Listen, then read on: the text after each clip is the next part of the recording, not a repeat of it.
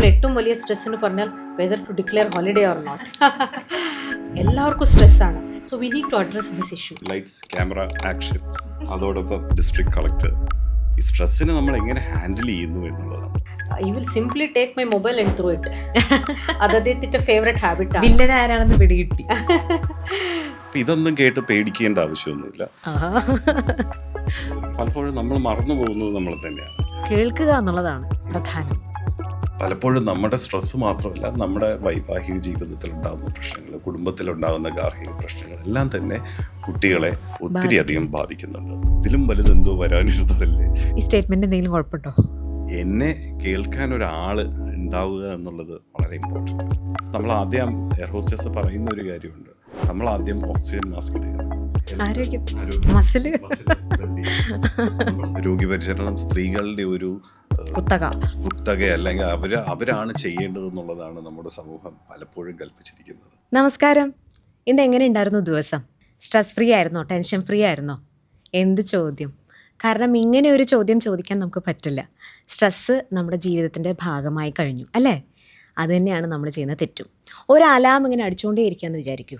അതിന് എപ്പോഴെങ്കിലും ഒന്ന് നിർത്തണ്ടേ നമ്മൾ? സ്ട്രെസ്സ് ശരിക്കും പറഞ്ഞൊരു അലാമാണ്. അത് ഇങ്ങനെ ആഴ്ചകളോളം, മാസങ്ങളോളം, വർഷങ്ങളോളം നമ്മുടെ ശരീരത്തിന് ഉണ്ടായിക്കഴിഞ്ഞാൽ നമ്മുടെ ശരീരത്തിന് അത് വല്ലാതെ ബാധിക്കും. നമ്മളല്ലാതെ ആയിത്തീരും. നമുക്കൊന്ന് തിരിച്ച് നടക്കണ്ടേ? ഞാൻ അച്ചു. നമ്മളോടൊപ്പം ഈ പോഡ്കാസ്റ്റിൽ ബഹുമാനപ്പെട്ട എറണാകുളം ജില്ലാ കളക്ടർ ശ്രീമതി പ്രിയങ്ക ജി ഉണ്ട്. നമസ്കാരം മാം. നമസ്കാരം Achu. Welcome to the podcast. Thank you so much. ഒപ്പം എറണാകുളം ജില്ലാ ജനറൽ ഹോസ്പിറ്റലിലെ ക്ലിനിക്കൽ സൈക്കോളജിസ്റ്റ് ഡോക്ടർ വിനോദും ഉണ്ട് നമ്മളോടൊപ്പം. നമസ്കാരം ഡോക്ടർ. നമസ്കാരം. Welcome to the podcast. Thank you. അപ്പോൾ ഇന്ന് സ്ട്രെസ്സിനെ കുറിച്ചാണ് നമ്മൾ പറയുന്നത്. ഞാൻ സത്യത്തിൽ വളരെ പ്രൗഡാണ് മാം. കാരണം ജനങ്ങളുടെ ആരോഗ്യത്തിന് വേണ്ടിയിട്ട് ഇങ്ങനൊരു ഇനിഷ്യേറ്റീവ് എടുത്തപ്പോൾ തന്നെ സ്ട്രെസ് എന്ന് പറയുന്നൊരു വിഷയമാണ് മാം ചൂസ് ചെയ്തത്. എന്താണ് ആ ഒരു വിഷയം ചൂസ് ചെയ്യാൻ കാരണം? സോ നമുക്ക് അറിയാം, ലൈഫ് സ്റ്റൈൽ ഡിസീസസ് നോക്കുമ്പോൾ പ്രൈമോഡിയലായിട്ട് കുറേ കോസസ് ഉണ്ട് എന്ന് പറഞ്ഞാൽ അടിസ്ഥാനപരമായിട്ടുള്ള ചില റീസൺസ്. അതിൽ ഏറ്റവും ഇമ്പോർട്ടൻ്റ് ആയിട്ടുള്ളത് സ്ട്രെസ് തന്നെയാണ്. ബിക്കോസ് ഓഫ് സ്ട്രെസ് നമ്മുടെ ഹോർമോൺസ് അല്ലാതെ നമ്മുടെ പലവിധ ഫങ്ഷൻസും, ബോഡിയുടെ ഫങ്ഷൻസും മാറിപ്പോയാണ് ഈ ഒരു ലൈഫ് സ്റ്റൈൽ ഡിസീസസിലേക്ക് നമ്മൾ കിടക്കുന്നത്. So it is very important to address this particular issue. ഈ ഒരു കാലഘട്ടത്തിൽ, ഡിജിറ്റൽ യുഗത്തിൽ സ്ട്രെസ്സ് കൂടിക്കൊണ്ടേ വരുന്നുണ്ട്. എല്ലാവർക്കും സ്ട്രെസ്സാണ്. ഇൻഫാക്റ്റ് ചെറിയ കുട്ടികളിൽ നിന്ന് മുതിർന്ന പൗരന്മാർ വരെ എല്ലാവർക്കും സ്ട്രെസ്സാണ്.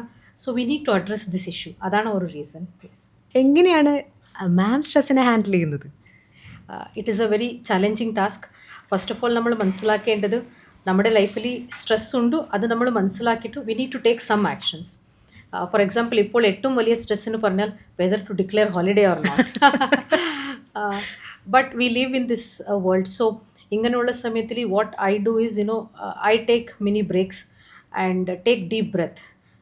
Sometimes taking deep breath and ഒരു റൂമല്ലി ഇരുന്നിട്ട് ഒരു 10 to 15 ഡീപ്പ് ബ്രെത്ത്സ് എടുത്താൽ ഒരു നല്ല റിലാക്സേഷൻ കിട്ടും. And I also read books which bring lot of calmness. And മൂന്നാമത്തത്, നൈറ്റ് ടൈമിൽ I do walking along with my husband. So അത് കൂടെ എൻ്റെ സ്ട്രെസ്സിനെ കുറയ്ക്കുന്നുണ്ട്. Yes, and so many other things which will talk about. Okay, ഇനിയിപ്പോൾ ഡോക്ടറോടാണ്. Doctor, ഞാൻ ഇന്ന് നല്ല സ്ട്രെസ്സിലാണ്. കാരണം കളക്ടറാണ് നമ്മുടെ മുമ്പിൽ ഇരിക്കുന്നത്. പക്ഷെ അതെന്നെ കുറച്ചും കൂടെ റെസ്പോൺസിബിൾ ആക്കുന്നുണ്ട്. അപ്പം സ്ട്രെസ്സ് ശരിക്കും നല്ലതല്ലേ? എൻ്റെ കാര്യം എടുക്കുകയാണെങ്കിൽ ഞാനും നല്ല സ്ട്രെസ്ഡാണ്. അപ്പോൾ ഒരു ക്ലിനിക്കൽ സൈക്കോളജിസ്റ്റ് സ്ട്രെസ്ഡ് ആവാമോ എന്നൊരു ചോദ്യം ഉണ്ടാവും. തീർച്ചയായിട്ടും മനുഷ്യനാണോ സ്ട്രെസ് ഉണ്ടാവും. എൻ്റെ സാധാരണ ജീവിതത്തിലുള്ള അവസ്ഥയിൽ നിന്ന് മാറിയിട്ട് ലൈറ്റ്സ്, ക്യാമറ, ആക്ഷൻ, അതോടൊപ്പം ഡിസ്ട്രിക്ട് കളക്ടർ, അപ്പം വ്യത്യസ്തമായ ഒരു എൻവയോൺമെൻറ്റ്, സ്വാഭാവികമായിട്ടും എനിക്ക് സ്ട്രെസ് ഉണ്ട്. പക്ഷെ ആ സ്ട്രെസ്സ് അച്ഛൻ പറഞ്ഞതുപോലെ തന്നെ അത് നമ്മളെ ഹെൽപ്പ് ചെയ്യുന്നുണ്ടോ ഇല്ലയോ എന്നുള്ളതാണ് പ്രധാനപ്പെട്ട ഒരു വിഷയം. അത് എത്രത്തോളം നമ്മുടെ പെർഫോമൻസിനെ ഹെൽപ്പ് ചെയ്യുന്നു, അങ്ങനെയാണെങ്കിൽ അതൊരു നല്ല സ്ട്രെസ്സാണെന്ന് പറയാം. അതല്ല, അത് നമ്മളെ പൂർണ്ണമായിട്ടും നമ്മുടെ പെർഫോമൻസിന് ബുദ്ധിമുട്ടാവുകയാണെങ്കിൽ നമുക്കതിനെ ഡിസ്ട്രെസ് എന്നും പറയാം. അപ്പം ഒരാൾ നല്ല സ്ട്രെസ്സിലാണെന്ന് പറഞ്ഞു കഴിഞ്ഞാൽ ശരിക്കും അയാൾക്ക് എന്ത് മാറ്റമാണ് സംഭവിക്കുന്നത്?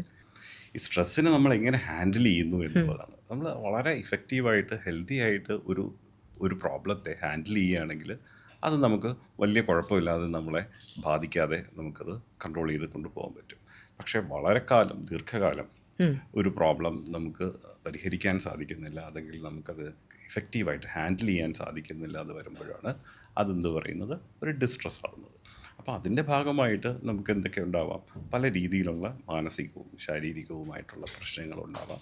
അത് നമ്മുടെ കുടുംബജീവിതത്തെ, വൈവാഹിക ജീവിതത്തെ, അല്ലെങ്കിൽ കുട്ടികളുമായിട്ടുള്ള റിലേഷൻഷിപ്പ് ആവട്ടെ, അല്ലെങ്കിൽ ജോലിയെ ആവട്ടെ, അങ്ങനെ പല രീതിയിലും ബാധിക്കാൻ തുടങ്ങുമ്പോഴാണ് നമ്മളതൊരു ബാഡ് സ്ട്രെസ് എന്നോ അല്ലെങ്കിൽ ഡിസ്ട്രെസ് എന്നോ ഒക്കെ പറയുക. ഓക്കെ. അപ്പോൾ അങ്ങനെ സംഭവിച്ചാൽ എന്താണ് ചെയ്യേണ്ടത് ഒരാൾ? ഒരു 2 രീതിയിൽ കാര്യങ്ങൾ എടുക്കാം. ഒന്ന്, നിങ്ങൾക്ക് വേണമെങ്കിൽ ചെയ്യാവുന്നത് ഈ കേൾക്കുന്ന സമയത്ത് നിങ്ങളൊരു പേപ്പർ എടുത്തിട്ട് നിങ്ങളുടെ പ്രശ്നങ്ങൾ ഇപ്പം എന്തൊക്കെയാണ്, നിങ്ങളുടെ പ്രോബ്ലംസ്, കറണ്ട് പ്രോബ്ലംസ്, അത് A to Z എന്തൊക്കെയാണോ, ചെറുതാവട്ടെ വലുതാവട്ടെ അങ്ങനെയൊന്നുമില്ല, എല്ലാം ഒന്ന് എഴുതി വെക്കുക. അതിനുശേഷം വേറൊരു പേപ്പറിൽ ഒരു വൃത്തം വരയ്ക്കുക. അതിൽ what are in your control, നമ്മുടെ നിയന്ത്രണത്തിലുള്ള കാര്യങ്ങൾ ഇതിൽ ഏതൊക്കെയാണെന്നുള്ളത് അതിനുള്ളിൽ എഴുതുക. അതിന് പുറത്ത് അടുത്തൊരു വൃത്തം വരയ്ക്കുക. ഇനി നിങ്ങൾക്ക് ഇൻഫ്ലുവൻസ് ചെയ്യാൻ പറ്റുന്ന, പക്ഷെ നിങ്ങളുടെ ഡയറക്റ്റ് കൺട്രോളിലല്ലാത്ത, നിങ്ങളുടെ പ്രവൃത്തി കൊണ്ട് ഇൻഫ്ലുവൻസ് ചെയ്യാൻ പറ്റുന്ന കുറച്ച് കാര്യങ്ങൾ ഇതിൽ എന്തൊക്കെയുണ്ട് അതവിടെ എഴുതുക. ഇനി മൂന്നാമത് ഇതിനെല്ലാം പുറമേ ഒരു വട്ടം പുറത്ത് വരയ്ക്കുക. അതിൽ നിങ്ങളുടെ കൺട്രോളിലല്ലാത്ത കാര്യങ്ങൾ എന്തൊക്കെയാണെന്ന് ഒന്ന് എഴുതുക. അപ്പം നമുക്ക് പലപ്പോഴും മനസ്സിലാക്കാൻ സാധിക്കുന്നത്, ഇതൊന്ന് നിങ്ങൾ എഴുതി നോക്കുകയാണെങ്കിൽ നമുക്ക് മനസ്സിലാക്കാൻ സാധിക്കും, നമ്മൾ പലപ്പോഴും നമ്മുടെ എനർജിയും നമ്മുടെ സമയവും കൂടുതൽ ചെലവഴിക്കുന്നത് നമ്മുടെ കൺട്രോളിലല്ലാത്ത കാര്യങ്ങളിലായിരിക്കും. This is very much applicable to students. ഒത്തിരി കുട്ടികൾ ചോദിക്കും, അവർ നല്ല സ്ട്രെസ്ഡ് ആണ്, എക്സാമിൽ എന്താവും, അവർക്ക് റാങ്ക് കിട്ടുമോ, അവർക്ക് അഡ്മിഷൻ കിട്ടുമോ എന്ന് പറഞ്ഞിട്ട്. അവർക്ക് ഈ ടെക്നിക്സ് ഡെഫിനറ്റ്ലി ഉപയോഗിക്കേണ്ടതുണ്ട്. ബിക്കോസ് അവരുടെ കയ്യിൽ എന്താണ് ഉള്ളത്, അവരുടെ ഒരു ഹാർഡ് വർക്കും അവരുടെ ഒരു സ്മാർട്ട് വർക്ക്, എത്ര അവേഴ്സ് അവർ ചെലവാക്കുന്നുണ്ട്, എത്ര ഫോക്കസ്ഡ് ആയിട്ട് ചെയ്യുന്നുണ്ട്, എത്ര പ്രാക്ടീസ് ചെയ്യുന്നുണ്ട്, ക്വസ്റ്റ്യൻ പേപ്പേഴ്സിന് എത്ര മോക്ക് എക്സാം കൊടുക്കുന്നുണ്ട്, അതാണ് അവരുടെ കൺട്രോളിലുള്ളത്. പക്ഷെ അവരുടെ കൺട്രോളിൽ കുറേ കാര്യങ്ങളില്ല എന്ന് പറഞ്ഞാൽ മറ്റുള്ളവർ എങ്ങനെ പെർഫോം ചെയ്യും, ഇങ്ങനെയുള്ള കാര്യങ്ങൾ അവരുടെ കയ്യിലില്ല. പക്ഷെ എപ്പോഴും ഞാൻ സ്റ്റുഡൻസിന് പറയുന്നത്, concentrate on what you can do. നിങ്ങൾ ചെയ്യേണ്ടത് നിങ്ങളുടെ കൺട്രോളിലുള്ളത് നിങ്ങളുടെ ടൈമും എഫേർട്ടും ഒരു സ്മാർട്ട്നെസ് ആണ്. അതിന് മേലെ കോൺസെൻട്രേറ്റ് ചെയ്യണം. ഡോണ്ട് തിങ്ക് അബൌട്ട് എക്സാം എത്ര ഡിഫിക്കൽട്ട് ആയിരിക്കും, സീറ്റ് കിട്ടുമോ, സീറ്റ് ഉണ്ടാവുമോ, ഇങ്ങനെയുള്ള ചോദ്യങ്ങൾ നിങ്ങൾ ചോദിക്കേണ്ട. You have no control over all these things. You put your best effort. ദിനചര്യയുടെ ഭാഗമായിട്ട് ഒത്തിരി കാര്യങ്ങൾ നമുക്ക് ചെയ്യാൻ സാധിക്കും. ഒന്ന്, നല്ല ഉറക്കം. മിനിമം ഒരു 7 മുതൽ 8 മണിക്കൂർ ഉറക്കം ഉണ്ട് എന്നുള്ളത് ഉറപ്പുവരുത്തുക. എപ്പോഴെങ്കിലും ഉറങ്ങിയാൽ പോരാ, ഉറങ്ങാനുള്ള സമയത്ത് തന്നെ നമ്മൾ ഉറങ്ങുക എന്നുള്ളത് വളരെ ഇമ്പോർട്ടൻ്റ് ആണ്, അല്ലെങ്കിൽ വളരെ അത്യാവശ്യമാണ്. പിന്നെ ഒന്ന്, മൂവ്മെൻറ്റ്, ശരീരത്തിലെ മൂവ്മെൻറ്റ്, അതായത് എക്സസൈസ്. എന്ത് രീതിയിലുള്ള എക്സസൈസ് തന്നെയാവാം. ഇപ്പോൾ ജിമ്മിൽ പോകണമെന്നില്ല, നിങ്ങൾക്ക് രാവിലെ ഒന്ന് നടക്കാൻ സാധിക്കുകയാണെങ്കിൽ അത് തന്നെ മതിയാവും. എക്സസൈസ്, ഡെയിലി എക്സസൈസ് ചെയ്യുന്നത് നമ്മളെ സ്ട്രെസ്സിനെ ഒരുപാട് ഹെൽപ്പ് ചെയ്യും. പഠനങ്ങളൊക്കെ തെളിയിക്കുന്ന ഒരു കാര്യം എന്ന് വെച്ച് കഴിഞ്ഞാൽ, ഒരു മോഡറേറ്റ് ലെവലിലുള്ള ഒരു എക്സസൈസ് ഈവൻ ഒരു മൈൽഡ് ഡിപ്രഷനെ നമുക്ക് ട്രീറ്റ് ചെയ്യാൻ വരെ ഹെൽപ്പ് ചെയ്യുമെന്നുള്ളതാണ്. അപ്പോൾ എക്സസൈസ് നമ്മുടെ ശാരീരികവും മാനസികവും ആരോഗ്യത്തിനെ ഒത്തിരിയധികം ഹെൽപ്പ് ചെയ്യുന്ന ഒരു എലമെൻ്റാണ്. അതോടൊപ്പം നമുക്ക് ചെയ്യേണ്ട മറ്റ് പല കാര്യങ്ങളും, ഒന്ന് ഹെൽത്തി ഡയറ്റ് കീപ്പ് ചെയ്യുക, ഒത്തിരി വെള്ളം കുടിക്കുക, സൗഹൃദങ്ങൾ, അതല്ല കണക്ഷൻസ് വിത്ത് അതേഴ്സ്, അതൊരു വളരെ ഇമ്പോർട്ടൻ്റ് ആയിട്ടുള്ളൊരു കാര്യമാണ്. പിന്നെ നമുക്ക് ഹോബീസ് മറ്റ് കാര്യങ്ങളൊക്കെ ഉണ്ടെങ്കിൽ അതൊക്കെ നമുക്ക് ഒന്ന് നമ്മൾ ചെയ്യുന്നുണ്ടോന്നോ അല്ലെങ്കിൽ അതിൽ എൻഗേജ് ചെയ്യുന്നുണ്ടോ എന്നൊന്ന് ഉറപ്പ് വരുത്തുക. പിന്നെ അതോടൊപ്പം സെൽഫ് കെയർ, നമുക്ക് വേണ്ടിയിട്ട് കുറച്ച് സമയം. നമ്മളെപ്പോഴും കുടുംബത്തിന് വേണ്ടിയിട്ടോ മക്കൾക്ക് വേണ്ടിയിട്ടോ അല്ലെങ്കിൽ ജോലിയുടെ ആവശ്യത്തിനോ ഒക്കെ ഓടുന്ന ആൾക്കാരാണ്. പക്ഷെ പലപ്പോഴും നമ്മൾ മറന്നു പോകുന്നത് നമ്മൾ തന്നെയാണ്. അപ്പോൾ നമുക്ക് വേണ്ടിയിട്ടൊരു മിനിറ്റെങ്കിലും ഒരു ദിവസം നമ്മൾ ചിലവഴിക്കുന്നുണ്ടോ എന്നുള്ളത് വളരെ ഇമ്പോർട്ടൻ്റ് ആയിട്ട്. ഇത്രയും പറഞ്ഞപ്പോൾ ഞാൻ മാമിൻ്റെ കാര്യമാണ് ഓർത്തുകൊണ്ടിരിക്കുന്നത്. ബിസിയസ്റ്റ് സ്കെഡ്യൂളാണ്. മാമിന് ഇതൊക്കെ ഉറപ്പുവരുത്താൻ സാധിക്കാറുണ്ട്, അല്ലെങ്കിൽ എങ്ങനെയാണിത്? ഡെഫിനറ്റ്ലി, ബിക്കോസ് ഒരു നല്ല പെർഫോമൻസ് വേണം എൻ്റെ ഭാഗത്തിൽ നിന്ന് പറഞ്ഞാൽ I should be both physically and mentally fit. So നേരത്തെ പറഞ്ഞതുപോലെ ഒരു ക്രോണിക് സ്ട്രെസ് എന്ന് പറഞ്ഞാൽ കണ്ടിന്യൂസ് ആയിട്ടുള്ള ഒരു സ്ട്രെസ് എന്ന് പറഞ്ഞാൽ that will decrease our efficiency. ഒരു ജോലിയുടെ എഫിഷ്യൻസി തന്നെ കുറയ്ക്കും, ആൻഡ് ഈവൻ നമ്മുടെ പേഴ്സണൽ ലൈഫ് കൂടെ ബാധിക്കും. So it is very important that ആ ഒരു സെൽഫ് കെയർ, നമുക്ക് വേണ്ടി ചിലവാക്കുന്ന കുറച്ച് സമയം ആൻഡ് നല്ല ഭക്ഷണം, നല്ല ഉറക്കം, ഇതെല്ലാം വളരെ വളരെ ഇമ്പോർട്ടൻ്റ് ആണ്. നമുക്ക് പ്രത്യേകിച്ച് ഇതിനു വേണ്ടി സമയം വെക്കാൻ പാടില്ലെങ്കിലും കുറച്ച് സമയമാണെങ്കിലും നമ്മൾ എടുക്കേണ്ടതുണ്ട്. ഫോർ എക്സാമ്പിൾ, ഒരു ടിപ്പ് എന്ന് പറഞ്ഞാൽ, when we wash our hand, എത്ര പ്രാവശ്യം നമ്മൾ ഹാൻഡ് വാഷ് ചെയ്യും after using rest room.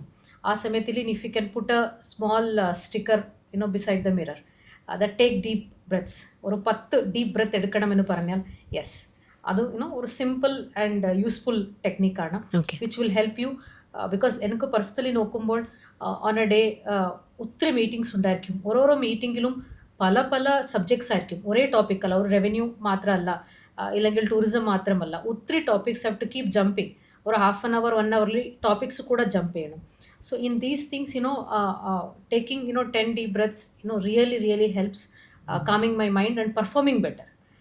So definitely, our self care തീർച്ചയായിട്ടും വേണം.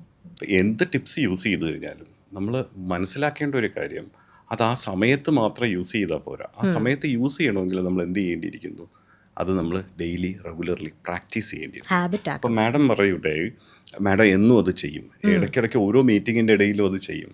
അപ്പോൾ അത് മീറ്റിങ്ങിൻ്റെ ഇടയിൽ ചെയ്യണമെങ്കിൽ, അത് ഓർക്കണമെങ്കിൽ, അത് നമ്മുടെ ഒരു ഹാബിറ്റ് ആയിരിക്കും. അപ്പോൾ ഇവിടെ ഏത് ടിപ്പ് എന്നുള്ളതല്ല, അത് എത്രത്തോളം നമ്മൾ പ്രാക്ടീസ് ചെയ്യുന്നു, എത്രത്തോളം നമ്മളത് നിരന്തരം ജീവിതത്തിൽ യൂസ് ചെയ്യുന്നു എന്നുള്ളതാണ്.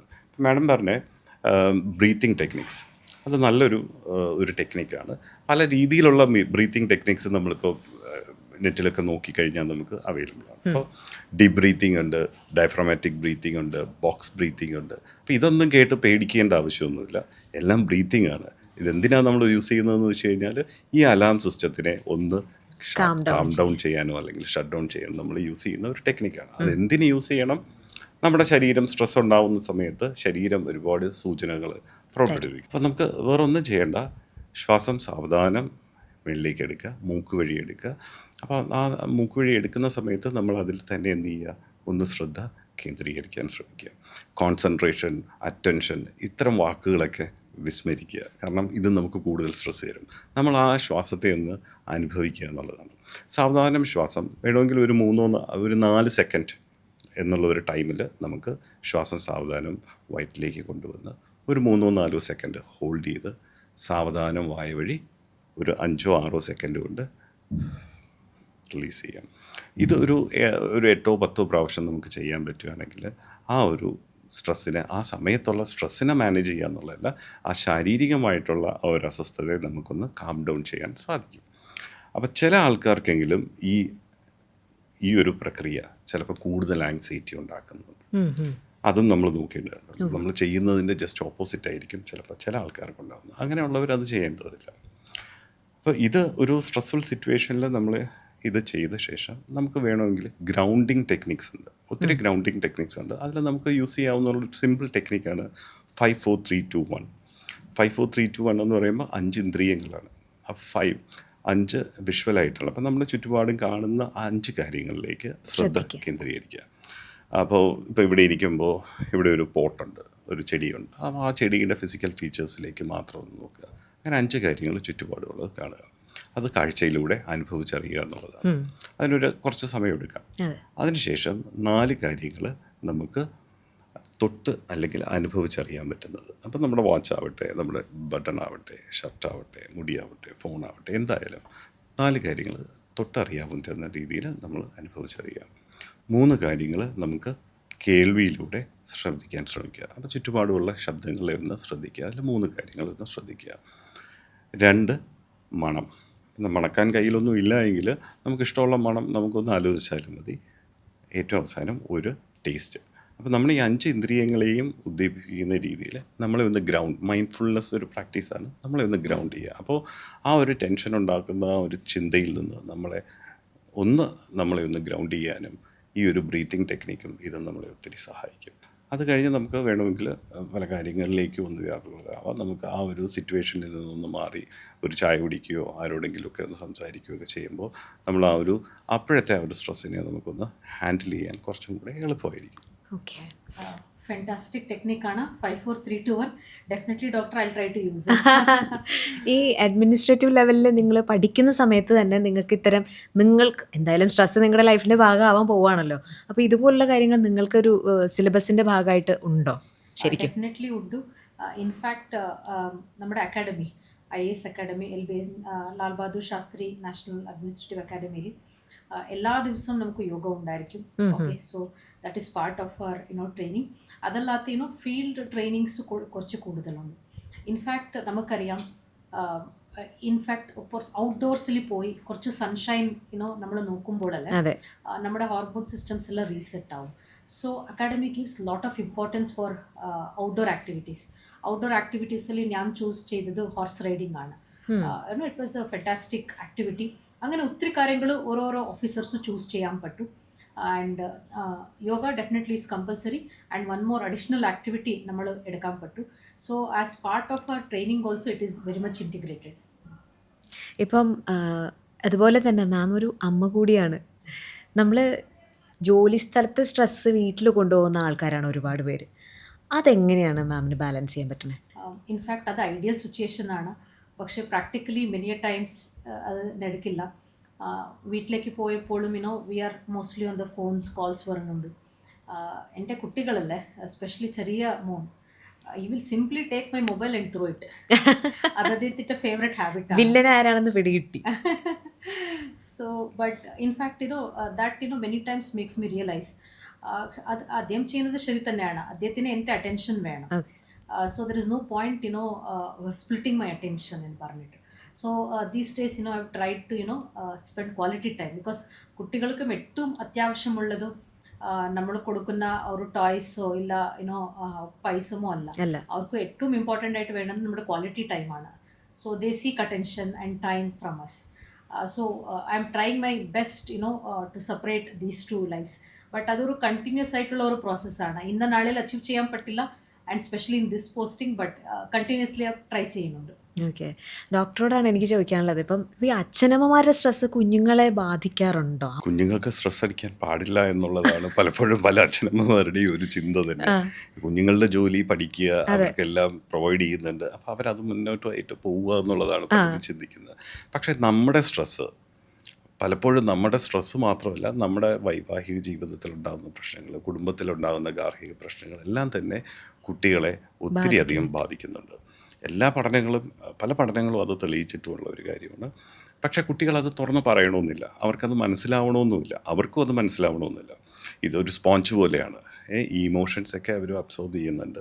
അപ്പം നമ്മളിപ്പോൾ പല പാരൻസും പറയാറുണ്ട്, ഞങ്ങൾ വീട്ടിൽ കുട്ടികളുടെ ഫ്രണ്ടിൽ വഴക്കടിക്കാറില്ല. പക്ഷേ ഞങ്ങൾക്ക് ഇടയിൽ പ്രശ്നമുണ്ട്, കുട്ടികളുടെ ഫ്രണ്ടിൽ വഴക്കടിക്കാറില്ല. പക്ഷേ നമ്മളിതൊന്നും കുട്ടികളുടെ ഫ്രണ്ടിൽ വഴക്കടിച്ചില്ല എങ്കിലും കുട്ടികൾ ഇതൊക്കെ ഒബ്സർവ് ചെയ്യുന്നു, അവർക്ക് മനസ്സിലാവും, തീർച്ചയായിട്ടും മനസ്സിലാവും.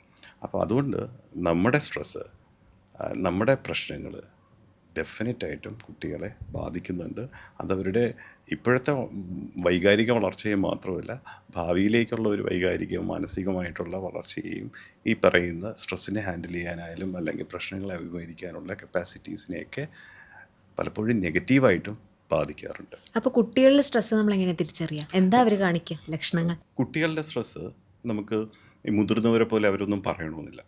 പ്രത്യേകിച്ച് സ്കൂളിൽ പഠിക്കുന്ന കുട്ടികളെയൊക്കെ സംബന്ധിച്ചിടത്തോളം പലപ്പോഴും വാശിയായിട്ട്, ദുർവാശിയായിട്ടോ അല്ലെങ്കിൽ പഠിക്കാനുള്ള ഒരു താല്പര്യക്കുറവോ അല്ലെങ്കിൽ പഠിത്തത്തിൽ പിന്നോട്ട് പോവുക, ഒറ്റയ്ക്കിരിക്കുക, ദേഷ്യം കാണിക്കുക, വളരെയധികം കുഞ്ഞു കുട്ടികളാണെങ്കിൽ പലപ്പോഴും ശാരീരിക പ്രശ്നങ്ങളായിട്ടായിരിക്കും ഉണ്ടാവുക. വയറുവേദന, തലവേദന, അങ്ങനെ നമുക്ക് ഐഡൻറ്റിഫൈ ചെയ്യാൻ പറ്റാത്ത പല വേദനകളിലൂടെയായിരിക്കും ഇവരുടെ ഈ പ്രോബ്ലംസ്. അത് അവരും അറിഞ്ഞുകൊണ്ട് ചെയ്യുന്നതല്ല. അപ്പം പലപ്പോഴും ഈ ഒരു മാനസിക സംഘർഷങ്ങൾ, വീട്ടിലുണ്ടാവുന്ന സംഘർഷങ്ങൾ മറ്റുമൊക്കെ കുട്ടികളെയും ബാധിക്കുന്നുണ്ട്. ഇപ്പോൾ കുട്ടികളെ പാരൻസിൻ്റെ പ്രോബ്ലംസിൻ്റെ ഇടയിൽ പലപ്പോഴും കുട്ടികളെ വിക്ടിമൈസ് ചെയ്യുന്ന ഒരു പ്രക്രിയയും പലപ്പോഴും കാണാറുണ്ട്. അല്ലെങ്കിൽ അവരുടെ പ്രശ്നങ്ങളെ കേൾക്കാതെയോ അല്ലെങ്കിൽ അവരുടെ പ്രശ്നങ്ങൾക്ക് ഇമ്പോർട്ടൻസ് കൊടുക്കാതെയോ പലപ്പോഴും വരാറുണ്ട്. അവർക്കൊരു സേഫ്റ്റി ഫീൽ ചെയ്യണമെന്നില്ല, പലപ്പോഴും സേഫ്റ്റിയോ മറ്റു കാര്യങ്ങളൊക്കെ. മാത്രമല്ല, വീട്ടിലെ പ്രശ്നങ്ങൾ മാത്രമല്ല, നമ്മൾ ഓഫീസിലെ പ്രോബ്ലംസ്. ഇപ്പോൾ മാഡം ഇപ്പോൾ ഷെയർ ചെയ്യുണ്ടായി, പലപ്പോഴും മോൻ ഇതെടുത്ത് വലിച്ചെറിയും എന്നുള്ളത്. അത് മോൻ്റെ ഒരു റിയാക്ഷനാണ്. കാരണം അമ്മയുടെ ഒരു സമയം അവന് കിട്ടുന്നില്ല എന്ന് വേണം മനസ്സിലാക്കാൻ. പലപ്പോഴും നമ്മുടെ ജോലിയും മറ്റുമൊക്കെ പല അവസരങ്ങളിലും നമുക്ക് വീട്ടിലേക്ക് കൊണ്ടുപോകേണ്ടി വന്നേക്കാം. പക്ഷേ അപ്പോഴും നമ്മളൊന്ന് മനസ്സിലാക്കേണ്ടത് ഇത് നമ്മളെ മാത്രമല്ല, നമ്മുടെ ചുറ്റുപാടുമുള്ളവരെയും പല രീതിയിലും ബാധിക്കുന്നുണ്ട് എന്നുള്ള കാര്യം, പ്രത്യേകിച്ച് നമ്മുടെ കുട്ടികളെ. ഇപ്പം ഹസ്ബൻഡും വൈഫും ജോലിക്കാരാണ് നമ്മുടെ നാട്ടിൽ, പ്രത്യേകിച്ച് കേരളത്തിൽ അങ്ങനെ ഒരു അവസ്ഥയുണ്ട്. ഇവരിൽ രണ്ടുപേർക്കും സ്ട്രെസ് ഉണ്ടാവും. എവിടെ നിന്നാണ് ഇവർ തുടങ്ങുക? ഏറ്റവും ഇമ്പോർട്ടൻറ്റ്, നമ്മൾ സ്ട്രെസ്ഡ് ആണ് എന്നുള്ളത് തിരിച്ചറിയുക എന്നുള്ളതാണ്. പലപ്പോഴും നമ്മൾ സ്ട്രെസ്ഡ് ആണെന്നുള്ളത് നമ്മൾ തന്നെ തിരിച്ചറിയുന്നു. പലപ്പോഴും അതൊരു സ്വഭാവ പ്രശ്നങ്ങളായിട്ട് അല്ലെങ്കിൽ ദാമ്പത്യ പ്രശ്നങ്ങളൊക്കെ ആയിട്ടായിരിക്കും വരിക. അപ്പോൾ നമുക്കിടയിൽ എന്താണ് പ്രോബ്ലം, ഇപ്പോൾ എന്താണ് പ്രോബ്ലം എന്നുള്ളത് തുറന്നൊന്ന് കമ്മ്യൂണിക്കേറ്റ് ചെയ്യേണ്ടത് വളരെ അത്യാവശ്യമാണ്. ഈ കമ്മ്യൂണിക്കേറ്റ് ചെയ്യുമ്പോൾ പലപ്പോഴും നമ്മൾ കമ്മ്യൂണിക്കേറ്റ് ചെയ്യുമ്പോൾ മറ്റൊരാളെ ലിസൺ ചെയ്യുക എന്നുള്ളതാണ് അതിൻ്റെ മറ്റൊരു ഇമ്പോർട്ടൻ്റ് ആയിട്ടുള്ള ഒരു ആസ്പെക്ട്.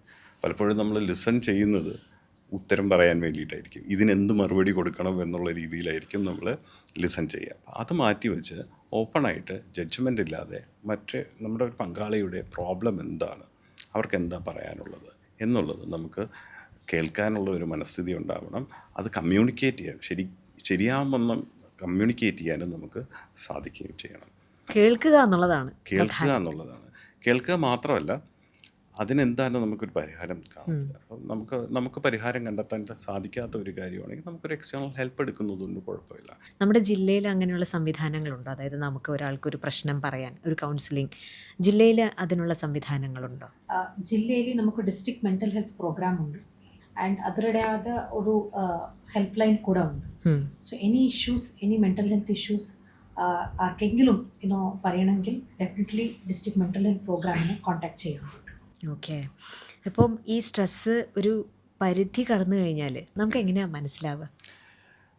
നമ്മുടെ ഉറക്കത്തെ അത് ബാധിച്ചു തുടങ്ങും. പതിയെ നമ്മുടെ ഉറക്കത്തെ ബാധിച്ചു തുടങ്ങുന്നു, നമ്മുടെ ജോലിയെ ബാധിച്ചു തുടങ്ങുന്നു, നമ്മുടെ കുടുംബജീവിതത്തെ ബാധിച്ചു തുടങ്ങുന്നു, നമ്മുടെ ജോലിയുടെ എഫിഷ്യൻസി കുറയുന്നു, നമ്മുടെ ശ്രദ്ധ കുറയുന്നു, നമുക്ക് പലതും ഓർക്കാൻ സാധിക്കുന്നില്ല, എപ്പോഴും വല്ലാത്തൊരു ടെൻഷനാണ്, നമ്മൾ എല്ലാത്തിനും പൊട്ടിത്തെറിക്കുന്നു, അല്ലെങ്കിൽ നിസ്സാര കാര്യങ്ങൾക്ക് പോലും നമ്മൾ ദേഷ്യപ്പെടുന്നു, പൊട്ടിത്തെറിക്കുന്നു, കുട്ടികളുടെ കാര്യങ്ങൾ നമുക്ക് നോക്കാൻ സാധിക്കുന്നില്ല. അങ്ങനെ നമ്മുടെ ജീവിതത്തിലെ പല മേഖലകളിലും ഈ ഒരു പ്രോബ്ലം നിഴലിക്കുമ്പോൾ അതോടൊപ്പം ചിലപ്പോൾ സങ്കടം വരുന്നു. കാരണം എന്താണെന്ന് ചിലപ്പോൾ നമുക്ക് അറിയാൻ പറ്റുന്നില്ല. അപ്പം അത്രയും പ്രോബ്ലംസ് വരുന്ന സമയത്ത് നമുക്ക് മനസ്സിലാക്കാം നമ്മളൊരു പ്രോബ്ലത്തിലൂടെയാണെന്ന് നമ്മൾ തിരിച്ചറിയേണ്ടിയിരിക്കുന്നു. അത് സ്വയം ശരിയാകും അല്ലെങ്കിൽ ശരിയാക്കാൻ സാധിക്കും എന്ന് ചിന്തിക്കുന്നതിന് പകരം അപ്പോൾ ഒരു ഹെൽപ്പ് എടുക്കുന്നത് എപ്പോഴും നല്ലതായിരിക്കും. സ്ത്രീകൾ പിന്നെ ഒന്ന് കരയും, പുരുഷന്മാർ കുറച്ച് സ്ട്രോങ് ആയിട്ട് ഇങ്ങനെ നിൽക്കും, ഉള്ളിലെല്ലാം ഒതുക്കി പിടിച്ചിട്ട് ഇവർ പുറത്ത് കാണിക്കില്ല. അപ്പം സ്ട്രെസ്സ് അവരെ കൂടുതലായിട്ട് ബാധിക്കുന്നതായിട്ട് തോന്നിയിട്ടുണ്ട്. മാമിന് അങ്ങനെ ഒരു എന്തെങ്കിലും ഒബ്സർവേഷൻ ഉണ്ടോ? ഡെഫിനറ്റ്ലി അതൊരു നമ്മുടെ ഒരു സൊസൈറ്റിയുടെ ഒരു ഭാഗമാണ്. That you have to be strong, നിങ്ങളുടെ വൾനറബിലിറ്റീസ് കാണിക്കാൻ പറ്റില്ല എന്ന് പറഞ്ഞിട്ട്.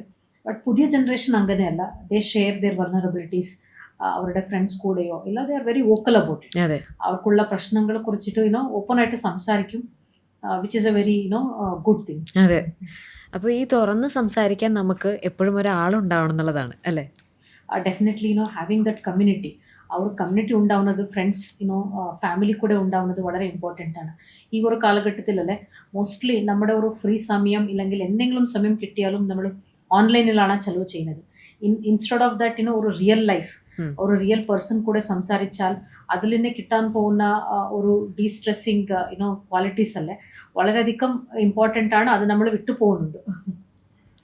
എന്തായാലും ഓക്കെ ആണോ എന്നൊരാൾ നമ്മളോട് ചോദിച്ചാൽ ഓക്കെ, അല്ലെങ്കിൽ അല്ല എന്ന് പറയാൻ നമ്മളൊക്കെ പഠിച്ചേ പറ്റൂ. അതാണ് നമ്മളെ രക്ഷിക്കുള്ളൂ. നിങ്ങളെങ്ങനെയാണ്? താഴെ കമൻറ്റ് ചെയ്യണം. ഡോക്ടർ, നമ്മളെ എന്തെങ്കിലും ഒരു പ്രശ്നം ഒരാളോട് പറഞ്ഞു കഴിഞ്ഞാൽ പൊതുവേ പറയാറുള്ളതാണ് സാരമില്ല, പോസിറ്റീവായിട്ടിരിക്കൂ എന്ന്. ഈ സ്റ്റേറ്റ്മെൻറ്റ് എന്തെങ്കിലും കുഴപ്പമുണ്ടോ? വളരെയധികം കുഴപ്പമുണ്ട്. ഒരു കുഴപ്പം പിടിച്ച ഒരു സ്റ്റേറ്റ്മെൻറ്റാണ്. സാരമില്ല, എല്ലാം ശരിയാവും, എല്ലാം നല്ലതിന് വേണ്ടിയല്ലേ, ഇതിലും വലുതെന്തോ വരാനിരുന്നതല്ലേ എന്നൊക്കെയുള്ള ചോദ്യങ്ങൾ ഉത്തരങ്ങൾ ഒക്കെ ആയിട്ട് പോകാറുണ്ട്. നമ്മൾ ഹെൽപ്പ് ചെയ്യാനായിരിക്കും പറയുന്നത്, അതല്ല വേറൊരാളിനെ ബുദ്ധിമുട്ടിപ്പിക്കുകയാണ് അല്ലെങ്കിൽ അയാൾക്കത് പ്രോബ്ലം ഉണ്ടാക്കുകയാണ് എന്ന് പലപ്പോഴും നമ്മൾ തിരിച്ചറിയാറില്ല. മാം എങ്ങനെയാണ് ഇത്തരം സിറ്റുവേഷൻസിനെ ഹാൻഡിൽ ചെയ്യുന്നത്? എവറി ഡേ ഇങ്ങനെ സിറ്റുവേഷൻസ് ഉണ്ടായിരിക്കും. മോസ്റ്റ് ഇമ്പോർട്ടൻ്റ്ലി അല്ലേ ഫസ്റ്റ് ഞാൻ ചെയ്യുന്നത് അവരെ കേൾക്കണം. ഇമ്പോർട്ടൻ്റ് ആണ്. അവർക്ക് ഒത്തിരി വിഷമം ഉണ്ടായിരിക്കും ആൻഡ് ഒത്തിരി സ്ഥലങ്ങൾ അവർ പോയി വന്നാണ് എൻ്റെ ചേംബറിലേക്ക് കയറുന്നത്. So it is very important that I listen to them completely. അവർക്ക് എന്താണ് പറയാനുള്ളതും ഫസ്റ്റ് ഓഫ് ഓൾ നമ്മൾ കേൾക്കണം. രണ്ടാമത്തത് അവർ കൂടെ ഒരു എംപത്തി ഉണ്ടാവണം എന്ന് പറഞ്ഞാൽ what would I do if I was in their situation, ആ ഒരു എംപത്തി വേണം. പിന്നെ മൂന്നാമത്തതാണ് അവരുടെ എക്സ്പെക്ടേഷൻ എന്താണ്, ഒരു കറക്റ്ററായിട്ട് എന്നിൽ നിന്ന് എന്താണ് എക്സ്പെക്ട് ചെയ്യുന്നത് എന്ന് പറഞ്ഞിട്ട് ചോദിക്കുന്നത്. So when they answer whatever is their expectation, പിന്നെ അത് ചെയ്യാൻ പറ്റുമോ ഇല്ലയോ എന്ന് പറഞ്ഞിട്ട് അവർക്ക് മറുപടി കൊടുത്തിട്ടാണ് അയക്കുന്നത്. Many A times we have നമ്മുടെ മൈൻഡിൽ എന്തോ ഒരു സൊല്യൂഷൻ ഉണ്ടാക്കും, പക്ഷെ അതെല്ലാം അവർക്ക് വേണം. So it is very important that അവരുടെ മനസ്സിലാക്കിയിട്ട് അവനെ കുറച്ച് സമാധാനിപ്പിച്ചിട്ട് കുറേ സമയങ്ങളിലല്ലേ we are not able to do what they ask for. അത് ഇല്ലീഗൽ ആയിരിക്കും, ഇല്ലെങ്കിൽ സാധിക്കാത്ത കാര്യങ്ങളായിരിക്കും. അങ്ങനെയുള്ള സ്ഥിതിയിൽ അവർക്ക് മനസ്സിലാക്കി കൊടുത്തിട്ട് അയപ്പിക്കും. ഇങ്ങനെയുള്ള അവസ്ഥയിലിരിക്കുമ്പോൾ നേരത്തെ നമ്മൾ പറഞ്ഞ പോലെ ടോക്സിക് പോസിറ്റിവിറ്റി കാണിക്കാതെ എന്ത് പറയാൻ പറ്റും? പ്രശ്നത്തിലുള്ള ഒരാളോട് എന്ത് പറയാൻ പറ്റും, അല്ലെങ്കിൽ എന്ത് പറയാൻ പാടില്ല? മാഡം ഇപ്പോൾ പറഞ്ഞതാണ് ഏറ്റവും ഇമ്പോർട്ടൻ്റ് ആയിട്ടുള്ളൊരു പോയിന്റ്. കളക്ടർ കേട്ടു, അതുപോലെ എന്നെ കേൾക്കാൻ ഒരാൾ ഉണ്ടാവുക എന്നുള്ളത് വളരെ ഇമ്പോർട്ടൻ്റ് ആണ്. അത് എന്നെ ജഡ്ജ് ചെയ്യാത്ത, അല്ലെങ്കിൽ എൻ്റെ വിഷമങ്ങൾ, എൻ്റെ ഇമോഷൻസും മനസ്സിലാക്കുന്ന ഒരാളുണ്ടാവുക, അതോടൊപ്പം എനിക്ക് സേഫായിട്ട് ഫീൽ ചെയ്യുന്ന ഒരാളുണ്ടാവുക, ഇതൊക്കെ വളരെ ഇമ്പോർട്ടൻ്റ് ആണ്.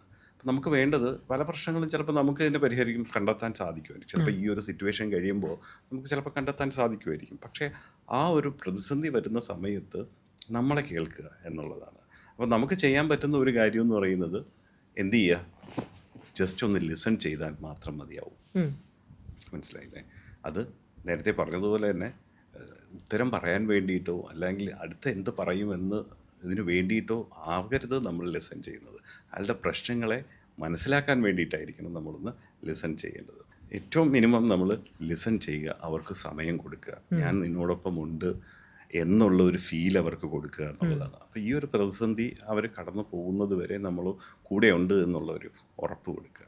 അവരുടെ ഇമോഷൻസിനെ കുറ്റപ്പെടുത്താതെ, അവരുടെ ഫീലിങ്സിനെ കുറ്റപ്പെടുത്താതെ, അവർ ചെയ്ത പ്രവൃത്തിയെ കുറ്റപ്പെടുത്താതെ അവരോടൊപ്പം നിൽക്കുക എന്നുള്ളതാണ് മിനിമം നമ്മൾ ചെയ്യേണ്ട ഒരു കാര്യം. നമ്മുടെ നാട്ടിൽ നമ്മുടെ ഈ പോഡ്കാസ്റ്റ് കൊണ്ട് നമുക്ക് കിട്ടാൻ പോകുന്ന ഒരു സൊല്യൂഷൻ, മൂന്നാമത്തെ കാര്യം എന്ന് പറയുന്നത് കെയർ ഗിവേഴ്സ്, രോഗിയുടെ കൂട്ടിരിപ്പുകാർ. അയ്യോ, രോഗിയെ നോക്കാൻ നിൽക്കുന്നതാണല്ലോ, ഞാൻ റെസ്റ്റ് എടുത്താൽ എന്തെങ്കിലും പ്രശ്നം വരുമോ, അതൊരു സെൽഫിഷ് തോട്ടല്ലേ, ഒരു സ്വാർത്ഥ ചിന്താഗതിയല്ലേ എന്ന് ചിന്തിക്കുന്നവരുണ്ട്. മാമിന് എന്താ പറയാനുള്ളത് അവരോട്? ഇൻഫാക്ട് കെയർ ഗിവേഴ്സ് അല്ലേ, അവരാണ് ഏറ്റവും കൂടുതൽ ഈ സ്ട്രെസ് അനുഭവിക്കുന്നത്. എനിക്കറിയാം, ഫോർ എക്സാമ്പിൾ നമ്മുടെ cerebral palsy, down syndrome, autism ഇങ്ങനെയുള്ള മാതാപിതാക്കളുണ്ടായിരിക്കും. അവരുടെ ലൈഫല്ലേ മുഴുവൻ കെയർ ഗിവിങ്ങിൽ തന്നെ പോകും. ഇൻഫാക്ട് അവരുടെ ഒരു സെൽഫ് കെയറിനോ ഒരു ട്രിപ്പ് പോകാനോ ഈവൻ അവരുടെ ഒരു എമർജൻസി മെഡിക്കൽ ചികിത്സ ഉണ്ട്, അതുകൂടെ അവർ പോസ്റ്റ്പോൺ ചെയ്തിട്ട് വരികയാണ്. In fact they don't go for any marriage, എവിടെയോ പോകുകയില്ല. ലൈഫ് മുഴുവൻ അവർ ദേ ആർ ഡെഡിക്കേറ്റഡ് കുട്ടികൾക്ക് വേണ്ടി ഡെഡിക്കേറ്റ് ചെയ്യുകയാണ്. അവരിലാണ് ഏറ്റവും കൂടുതൽ ഈ ബേൺ ഔട്ട് ഇല്ലെങ്കിൽ ഹൈ എമൗണ്ട് ഓഫ് സ്ട്രെസ് നമ്മൾ കാണുന്നത്. And in fact that will lead them to lot of lifestyle diseases. കുറേ അധികം മുമ്പേ തന്നെ അവർക്ക് ഈ ലൈഫ് സ്റ്റൈൽ ഡിസീസസ് കിട്ടാൻ പോവുകയാണ്. So that is one community which really have to concentrate on how to remove the stress from their life. ഏറ്റവും പ്രധാനം അവരുടെ ആരോഗ്യമാണ്. നമ്മളിപ്പോൾ എയർപോർട്ടിൽ പോവുകയാണ്, ഫ്ലൈറ്റിൽ കയറുകയാണ്, നമ്മൾ ആദ്യം എയർ ഹോസ്റ്റസ് പറയുന്ന ഒരു കാര്യമുണ്ട്, നമ്മൾ ആദ്യം ഓക്സിജൻ മാസ്ക് ഇടുക, എന്നാൽ മാത്രമേ നമുക്ക് എന്ത് ചെയ്യാൻ പറ്റൂ, മറ്റൊരാളിനെ ഹെൽപ്പ് ചെയ്യാൻ പറ്റൂ. അതുപോലെ തന്നെ നമ്മുടെ ആരോഗ്യം വളരെ പ്രധാനമാണ്. അപ്പോൾ ഏറ്റവും ഇമ്പോർട്ടൻ്റ് അവരുടെ കെയറിന് ഇമ്പോർട്ടൻസ് കൊടുക്കുക. ഈ പറഞ്ഞതുപോലെ ദൈനംദിന ജീവിതത്തിൽ അവർക്ക് ചെയ്യാൻ പറ്റുന്ന കുറേ കാര്യങ്ങളെങ്കിലും അവർ ഒന്ന് ഇംപ്ലിമെൻ്റ് ചെയ്യാനോ അല്ലെങ്കിൽ പ്രാക്ടീസ് ചെയ്യാനോ ഒന്ന് ശ്രമിക്കുക. യോഗയായാലും മെഡിറ്റേഷൻ ആയാലും. പിന്നെ അതോടൊപ്പം ഏറ്റവും ഇമ്പോർട്ടൻ്റ് ആണ് ഈ കെയർ ഗീവേഴ്സ് ഗ്രൂപ്പ്സ് തന്നെയുണ്ട്. ഇപ്പോൾ ഈ അമ്മമാരുടെ കമ്മ്യൂണിറ്റി ഒക്കെ നമ്മുടെ നാട്ടിൽ ഇപ്പോൾ വളരെ സർവ്വസാധാരണമാണ്. അത്തരം ഗ്രൂപ്പുകളുമായിട്ട് ഒന്ന് ആക്റ്റീവായിട്ട് എൻഗേജ് ചെയ്യും. ഇപ്പോൾ വാട്സാപ്പ് ഗ്രൂപ്പ് വഴിയൊക്കെ അവർക്ക് കണക്ട് ചെയ്യാൻ എളുപ്പമാണ്. ഇടയ്ക്ക് മീറ്റിങ്ങുകളിലോ അതുപോലുള്ള സാഹചര്യങ്ങളിൽ പോവുക എന്നുള്ളതാണ്. പിന്നെ പലപ്പോഴും ഇവർക്ക് മറ്റൊരാളുടെ ഒരു ഹെൽപ്പ് എടുക്കാൻ വളരെ ബുദ്ധിമുട്ടാണ്. ഇപ്പോൾ എൻ്റെ കുട്ടിയുടെ കാര്യം ഞാൻ തന്നെ നോക്കണം, അല്ലെങ്കിൽ വേറൊരാളിനോടത് ഒരു ഹെൽപ്പ് ചോദിച്ചു കഴിഞ്ഞാൽ അത് ശരിയല്ല എന്നുള്ളൊരു തോന്നലുകളൊക്കെ പലപ്പോഴും ഉണ്ടാവാം, അല്ലെങ്കിൽ അത് പാടില്ല എന്നുള്ളൊരു തോന്നലുകളൊക്കെ പലപ്പോഴും ഉണ്ടാകും. അതിൻ്റെ ആവശ്യമില്ല. ഇനി ഒരു കാര്യമുണ്ട്, കേരളത്തിലല്ലേ ഒരു നല്ല പാലിയേറ്റീവ് കെയർ വോളണ്ടിയേഴ്സിൻ്റെ ഗ്രൂപ്പ് ഉണ്ട്. എത്രയോ വോളണ്ടിയേഴ്സ് അവരുടെ ഒരു സമയം ഇതിനു വേണ്ടി ചിലവാക്കുന്നുണ്ട്. They are going and volunteering for taking care bedridden പേഷ്യൻസും മറ്റുള്ള ഇങ്ങനെ കുട്ടികളുടെ വേണ്ടി കെയർ ചെയ്യാൻ വേണ്ടി ഉപയോഗിക്കുന്നു. ഡോക്ടർ നേരത്തെ പറഞ്ഞുള്ളൂ അതിൻ്റെ കാര്യം, ഹെൽപ്പ് ചോദിക്കാൻ ബുദ്ധിമുട്ടൊന്നും കാണിക്കണ്ടെന്ന്. മാം ഇത്രയും കാര്യങ്ങൾ ചെയ്യുന്ന ഒരാളാണ്, മാം ഹെൽപ്പ് ചോദിക്കാറുണ്ടോ, മടി കാണിക്കാറുണ്ടോ? Definitely not. ബിക്കോസ് എത്രയോ സമയത്തിലല്ലേ നമ്മൾ ഇങ്ങനെ ചോദിക്കാതിരിക്കാതാണ് പ്രശ്നം. If you ask there will be a solution. ആരെങ്കിലും തീർച്ചയായിട്ടും നമ്മളെ ഹെൽപ്പ് ചെയ്യാൻ വരും. ആൻഡ് ഇതൊരു പേഴ്സണൽ എക്സ്പീരിയൻസ് കൂടിയാണ്. Whenever I opened up and asked, നമ്മുടെ സീനിയർ ആവട്ടെ നമ്മുടെ ഫാമിലി മെമ്പർ ആവട്ടെ, they are more than ready to help. പക്ഷേ വി ഡോണ്ട് ആസ്ക്. നമ്മുടെ ഒരു ഈഗോ ഇഷ്യൂ കൊണ്ടോ ഇല്ല അവരെന്ത് ചിന്തിക്കുമെന്ന ഒരു ആലോചനയിലാണ് we don't ask for help. നമ്മൾ ഹെൽപ്പ് ചോദിക്കുന്നതുകൊണ്ട് തെറ്റില്ല. അതെ. അല്ല, എപ്പോഴും എനിക്ക് തോന്നുന്നു ആ ഒരു സ്റ്റിഗ്മയിൽ നിന്ന് പുറത്ത് കിടക്കാൻ നമ്മുടെ നാട്ടിൽ കുറച്ച് ബുദ്ധിമുട്ടാണ്. ഒരു ഹെൽപ്പ് ചോദിച്ചാൽ അത് നമുക്കും കൂടെ വേണ്ടിയിട്ടാണ് എന്നുള്ളൊരു ചിന്ത തന്നെ വലിയൊരു കാര്യമാണ്. തീർച്ചയായിട്ടും. ചിലപ്പോൾ പലപ്പോഴും നമ്മളൊന്ന് ചോദിച്ചു കഴിഞ്ഞാൽ മാത്രമേ ഹെൽപ്പ് അവൈലബിൾ ആവണം എന്നുള്ള കാര്യം നമ്മൾ റിയലൈസ് ചെയ്യത്തുള്ളൂ. അതെ അതെ അതെ. പലപ്പോഴും ഹെൽപ്പ് പോസിബിളാണ്. മാഡം പറഞ്ഞതുപോലെ വോളണ്ടിയേഴ്സിൻ്റെ ഒരു പ്രവർത്തനം കേരളത്തിൽ ഇപ്പം വളരെ സജീവമായിട്ടുണ്ട്. അത്തരം വോളണ്ടിയേഴ്സുമായിട്ട് നമുക്ക് നമ്മുടെ അനുഭവങ്ങളൊന്ന് ഷെയർ ചെയ്യാം. അതിനും മടിക്കാതിരിക്കുക. കാരണം നമ്മുടെ ഇമോഷൻസും വളരെ പ്രധാനമാണ്. നമ്മുടെ ഇമോഷൻസ് ചിലപ്പം വീട്ടുകാർ മനസ്സിലാക്കണമെന്നില്ല. അവരും പല പല പല ഇതിൻ്റെ ഭാഗമായിട്ട് പല വിഷയങ്ങളിലൂടെ അവരും കടന്നു പോകുന്നുണ്ട്. അപ്പോൾ നമ്മളെ കേൾക്കാൻ പറ്റുന്ന ഒരു ആളെ കിട്ടുകയാണ് എങ്കിൽ, പ്രത്യേകിച്ച് ഈ വോളണ്ടിയേഴ്സിനെ കിട്ടുകയൊക്കെ ആണെങ്കിൽ, നമുക്ക് നമ്മുടെ അനുഭവങ്ങളോ അല്ലെങ്കിൽ നമ്മുടെ ഇമോഷൻസോ ഒക്കെ ഒന്ന് ഷെയർ ചെയ്യാം. അതിലൊരു തെറ്റുമില്ല. അതോടൊപ്പം നമുക്ക് ചെയ്യേണ്ടത് ഇതുപോലുള്ള ഡേ ടു ഡേ ലൈഫിൽ നമ്മുടെ ആരോഗ്യത്തെയും മാനസികാരോഗ്യത്തെയും പരിപാലിക്കുന്ന രീതിയിലുള്ള ചെറിയ ചെറിയ ഹാബിറ്റ്സ് എങ്കിലും നമ്മൾ പരിശീലിക്കുക എന്നുള്ളതാണ്. കൂടുതൽ എനിക്ക് തോന്നുന്നു ഈ ഭാഗത്തിൽ സ്ത്രീകളല്ലേ വരാറുള്ളത്. രോഗിപരിചരണം സ്ത്രീകളുടെ ഒരു കുത്തക അല്ലെങ്കിൽ അവരാണ് ചെയ്യേണ്ടതെന്നുള്ളതാണ് നമ്മുടെ സമൂഹം പലപ്പോഴും കൽപ്പിച്ചിരിക്കുന്നത്. കുടുംബത്തെ മറ്റുള്ള ആൾക്കാരെയും ഇതിന് പ്രാപ്തമാക്കി എടുക്കുക എന്നുള്ളതാണ്. നമ്മുടെ കുട്ടികളെ ആയാലും മുതിർന്ന കുട്ടികളെ ആയാലും നമ്മൾ പലപ്പോഴും വിചാരിക്കുക അവർ പഠിക്കുകയല്ലേ, അവർ ഇതിൻ്റെ കാര്യങ്ങളൊന്നും നോക്കണ്ട, അതെൻ്റെ ബാധ്യതയാണ്, എൻ്റെ അമ്മയെ കെയർ ചെയ്യേണ്ടത് ഞാനാണ്, അല്ലെങ്കിൽ ഞാൻ കെയർ ചെയ്തില്ലെങ്കിൽ അത് ശരിയാവത്തില്ല. ഇല്ല, നമുക്കും ഒരു ബ്രീത്തിങ് സ്പേസ് ഡെഫിനറ്റ് ആയിട്ടും വേണം. മാമിന് അങ്ങനെ എപ്പോഴെങ്കിലും എക്സ്പീരിയൻസ് ഉണ്ടായിട്ടുണ്ടോ? ഡെഫിനറ്റ്ലി. ഞാൻ ഈ സൊസൈറ്റിയുടെ ഭാഗമാണ്. സോ ഡെഫിനറ്റ്ലി അങ്ങനെ എക്സ്പീരിയൻസസ് ഉണ്ട്. ഇൻഫാക്ട് എൻ്റെ ചെറുപ്പകാലത്തിൽ എൻ്റെ അമ്മ ബെഡ് റെസ്റ്റിലായിരുന്നു. So she was terminally. അങ്ങനെയുള്ള സമയത്തിൽ കുറേ അധികം ജോലിഭാരം, വീട്ടിൻ്റെ ജോലിഭാരം. അപ്പോൾ അലോങ് വിത്ത് മൈ സ്റ്റഡീസ് ഞാൻ തന്നെയാണ് ചെയ്തത്. ആൻഡ് ഐ സ്റ്റിൽ റിമെമ്പർ എൻ്റെ ബ്രദർ ഒരു 2 years യങ്ങറാണ്. സോ അദ്ദേഹത്തിന് ഒരു റെസ്പോൺസിബിലിറ്റി ഇല്ല, പക്ഷേ മുഴുവൻ ഞാനാണ് ചെയ്തത്. So but that has caused me lot of stress. ആ സമയത്തിലും നല്ല സ്ട്രെസ് ഉണ്ടായിരുന്നു. സോ ബട്ട് പ്രോഗ്രസീവ്ലി ഇപ്പോൾ ടൈം വേറെയാണ്. If you see nowadays it is much more. എല്ലാവരും ഒരു ഷെയർ ചെയ്യുന്ന മാതിരിയാണ്. ഇപ്പോൾ കുട്ടികൾ വളർത്തുന്നു ആൻഡ് കുട്ടികൾ kids are growing up and I'm also handling this one, and my husband is playing a very active role in sharing all the responsibility. So സമയം change ആവുന്നുണ്ട്. സോ ഒരു 20 years മുമ്പുള്ള കാര്യമല്ല ഇപ്പോൾ ഉള്ളത്, which is a very good thing. ഈ meditation, I am trying to do meditation, പക്ഷെ എപ്പോഴുമല്ല ഒത്തിരി തോട്ട്സ് വന്നുകൊണ്ടിരിക്കും. So how do I cross this? Mindful meditation എന്ന് പറയുന്ന ഒരു ടെക്നിക്കുണ്ട്. നമ്മുടെ ഈ തോട്ട്സിനെ നമുക്ക് നിയന്ത്രിക്കുക എന്നുള്ളതല്ല, ആ തോട്ട്സിനെ ലെറ്റ് ഗോ ചെയ്യുക എന്നുള്ളതാണ്. Let the thoughts come.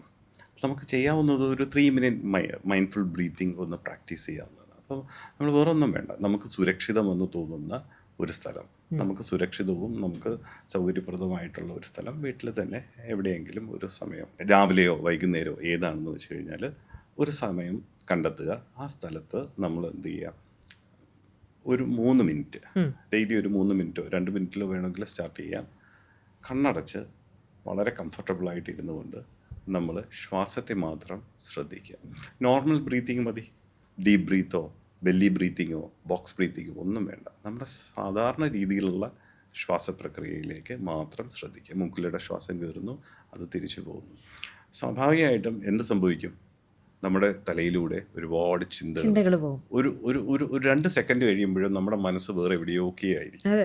ഇത് നമ്മുടെ മനസ്സിന്റെ ഒരവസ്ഥയാണ്, മനുഷ്യന്റെ എല്ലാം ഒരു അവസ്ഥയാണ്. പലപ്പോഴും ഇത് നോർമലാണ്. ഇതിനെ നമുക്ക് ട്രെയിൻ ചെയ്യാൻ സാധിക്കും. ഇതിനെ നമുക്ക് ട്രെയിൻ ചെയ്യാൻ സാധിക്കണമെങ്കിൽ നമ്മൾ ഡെയിലി ഒന്ന് പ്രാക്ടീസ് ചെയ്യുക എന്നുള്ളതാണ്. അപ്പം നമ്മളെ ചിന്തകളെ വരുന്ന വഴിക്ക് വരട്ടെ, അത് പതുക്കെ പോകുക എന്നുള്ളതാണ്. അപ്പോൾ ചിന്തകളിലേക്ക് കയറിപ്പോയാലും അത് തിരിച്ചറിഞ്ഞ് നമ്മുടെ മനസ്സിനെ അല്ലെങ്കിൽ നമ്മളെ കുറ്റപ്പെടുത്താതെ ആ ചിന്തകളെ ആ വഴിക്ക് വിട്ടുകൊണ്ട് മനസ്സിനെ വീട്ടിലേക്ക് കൊണ്ടുവരിക. ശ്വാസത്തിലേക്ക് പിടിച്ചു വലിക്കാതെ, കുറ്റപ്പെടുത്താതെ, നമ്മളെ തന്നെ ട്രസ്റ്റ് ചെയ്തുകൊണ്ട് പതുക്കെ തിരിച്ചു കൊണ്ടുവരാൻ പരിശീലിപ്പിക്കുക. അങ്ങനെ കുറച്ച് സമയം നമ്മൾ ഡെയിലി ഇരിക്കുകയാണെങ്കിൽ, കുറച്ച് സമയം എന്ന് പറഞ്ഞു കഴിഞ്ഞാൽ ഒരുപാട് സമയമൊന്നും നമുക്ക് തുടക്കത്തിൽ ഇരിക്കാൻ പറ്റില്ല. ഇത് പല കാര്യങ്ങളിലും നമുക്ക് പ്രാക്ടീസ് ചെയ്യാം. നമ്മുടെ ദൈനംദിന ജീവിതത്തിൽ പല കാര്യങ്ങളിലും മൈൻഡ്ഫുൾനെസ് പ്രാക്ടീസ് ചെയ്യാവുന്ന ഒരു നല്ലൊരു ടെക്നിക്കാണ്, വളരെ ഇമ്പോർട്ടൻ്റ് ആണ്. ഇൻഫാക്റ്റ് കുറേ സീനിയേഴ്സ്, എൻ്റെ IASലെ കുറേ സീനിയേഴ്സ് ഈ മെഡിറ്റേഷൻ പ്രാക്ടീസ് ചെയ്യുന്നുണ്ട്.